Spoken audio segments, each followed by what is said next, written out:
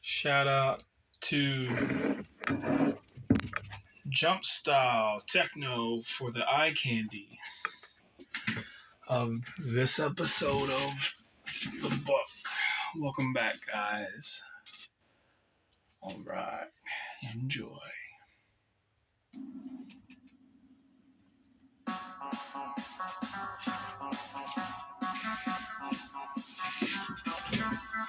Chapter 3, page 130.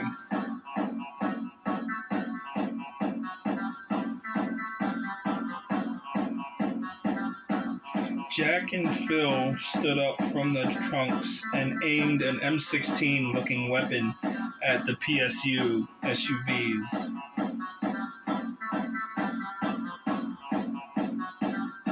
Steady, steady, tunk tunk. Two grenade-like metal tubes blasted out of the chamber and launched into a high arc and spiraled into the air. They hit the PSU hoods with a loud magnetic thunk, instantly sucking the battery power from the car and frying the CPU, destroying the car's nervous system. No. The trucks drove past and, page 131, laughed as the armored vehicles slowly came to a halt. G-Man picked up a walkie and spoke into it with excitement.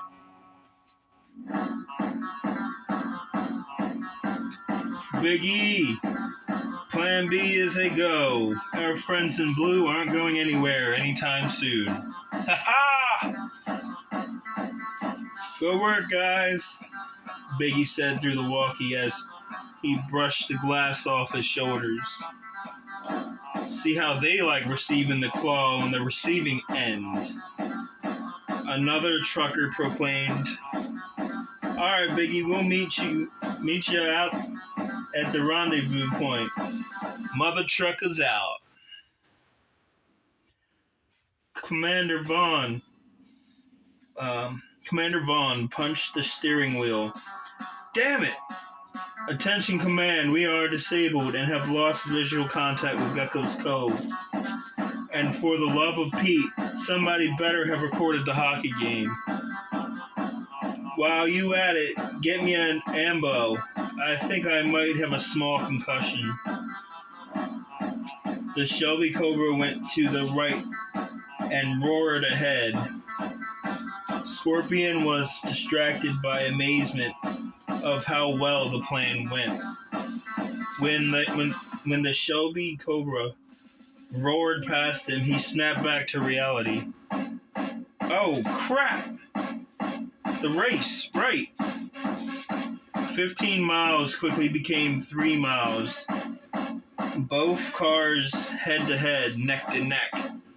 Both close to topping out at max speed. At 400 miles per hour, the bullet train was fastly approaching the intersection.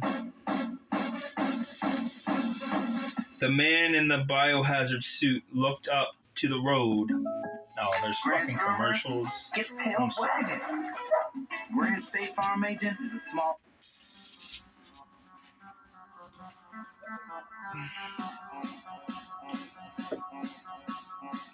The man in the biohazard suit looked to the road, the tracks that we're about to cross.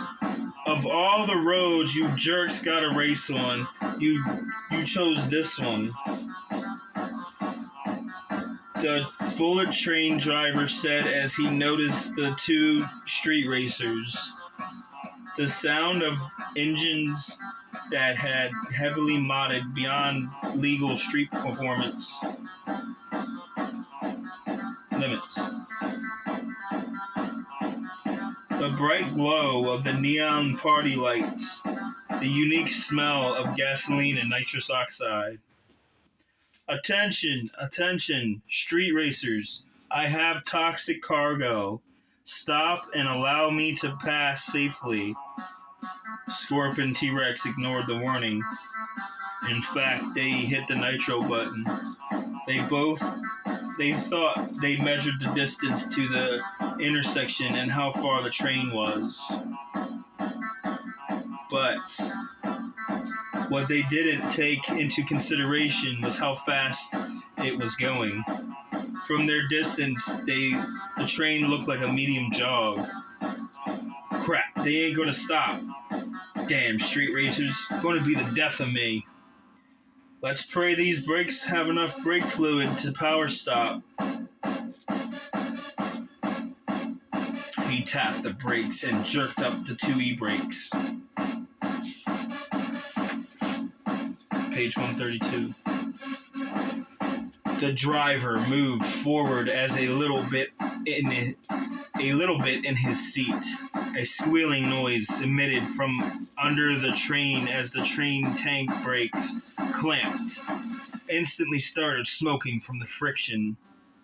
The driver patted the dashboard. Come on, baby. Don't fail me now. The thick green liquid slushed around in the biohazard containers. The weight shifted and the containers closest to the left side door tapped the door, and the door suddenly flung open. Sensors went off. Doody! Driver's side cart door 3 ajar. Crap! I thought I locked that down. The wind howled as the wind yanked the other side open.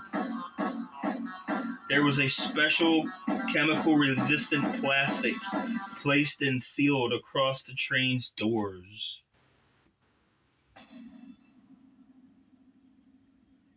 And sealing. To prevent any airborne pathogens getting out. A black clothed man raised his bony hand. Sparks, this containers with that 4Z bottle of nitrous oxide. And these will have a splendid kaboom. I cannot think of a greater way to meet the fairy.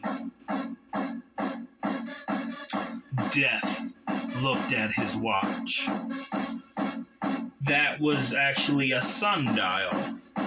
Fairy leaves in exactly 5:00 p.m. to hell, Mr. Robin.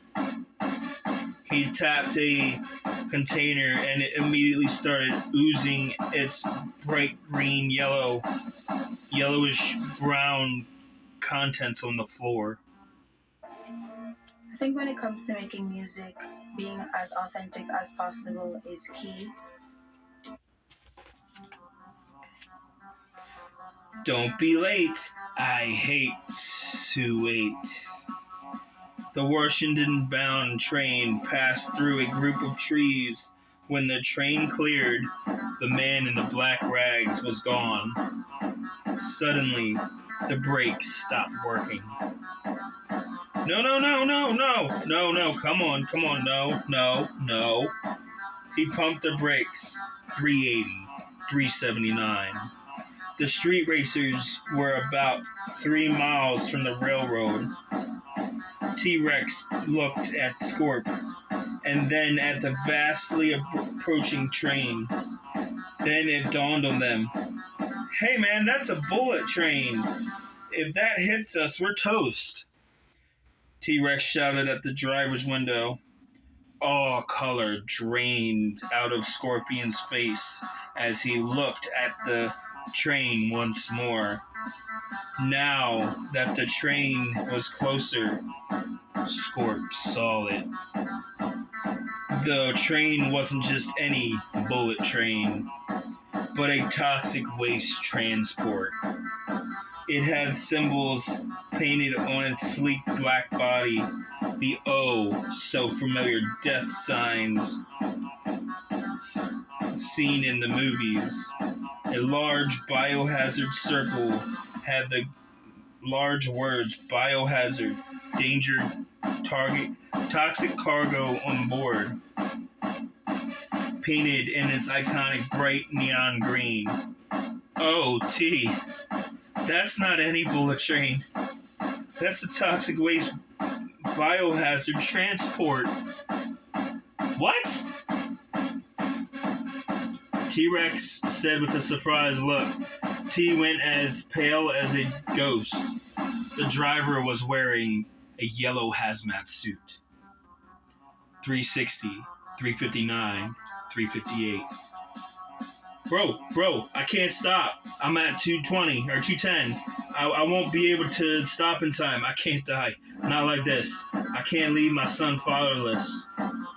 Yeah, bro, I'm at 208. I have no intentions of dying today either. We are going to have to jump through the open cart, man. Are you crazy? Tall wooden fences were on either side.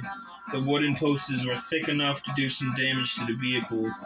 Maybe that's what the farmers' intentions were, to deter anybody from breaking the fences and destroying their crops. 357, 356, 355, 354, 353, 352, 351, 350. We're gonna have to pop wheelies and hit the nitro buttons at the same time. My comp radar is clocking the train at 350, Scorp said as he glanced at the monitor on the dashboard. He used it to clock how fast other racers were going and to adjust his driving skill accordingly. 350? Damn! We're going to have to time this shit perfectly, T-Rex exclaimed. The bullet train's driver started to pass the intersection. Suddenly, one of the brakes of the train combusted into flames. Death sat upon the skyline's hood, excitedly clapped its bony hands in excitement for the coming smell of death.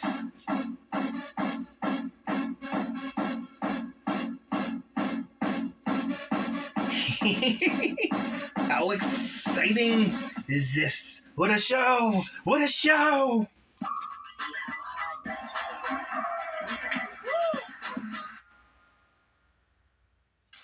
Oh, hello, Italian nightclub from Jimmy John's. Ciao, freshly baked bread.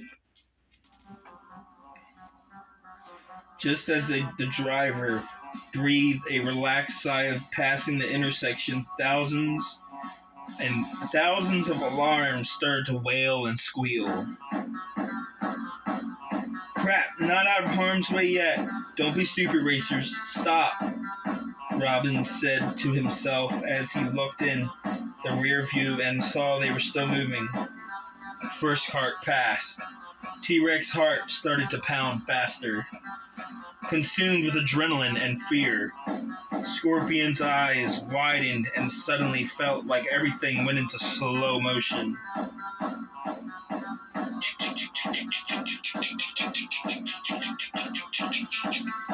Thud, thud, thud, thud, thud, thud, thud, thud.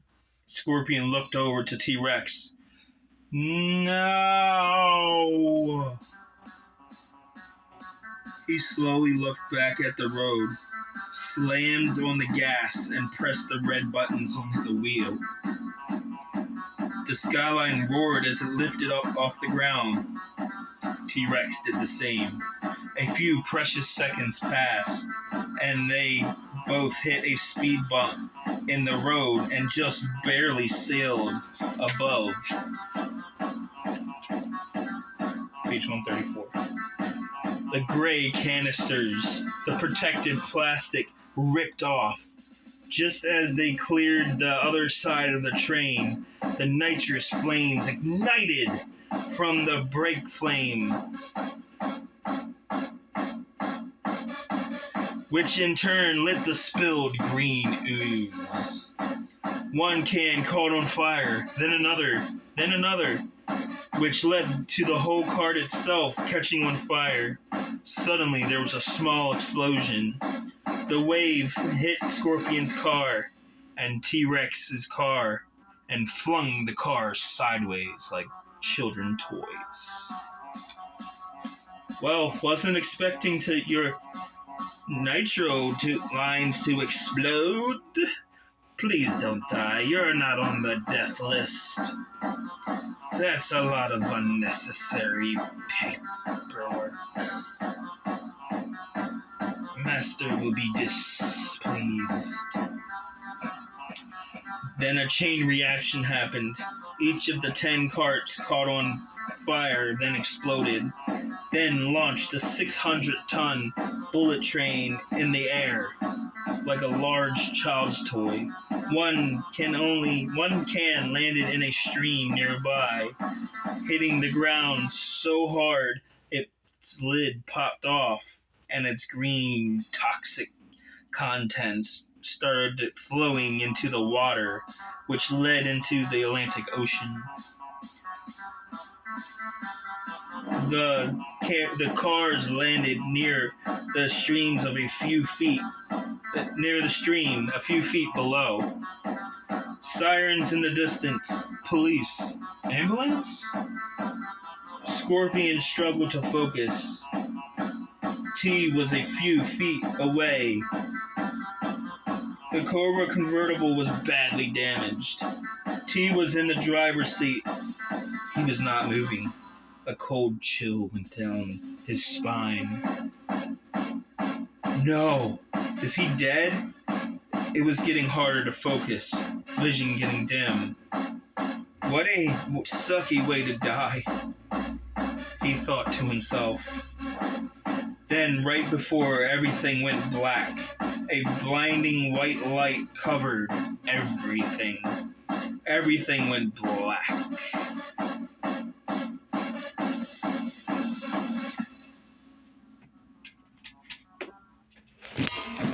I think when it comes to making music, being as authentic as possible is key. Do they survive? Or do they die? Mr. Tyrone Johnson, Mr. McCartney, I wish you the best of luck. Next time on Shino Kage, audiobook of YouTube.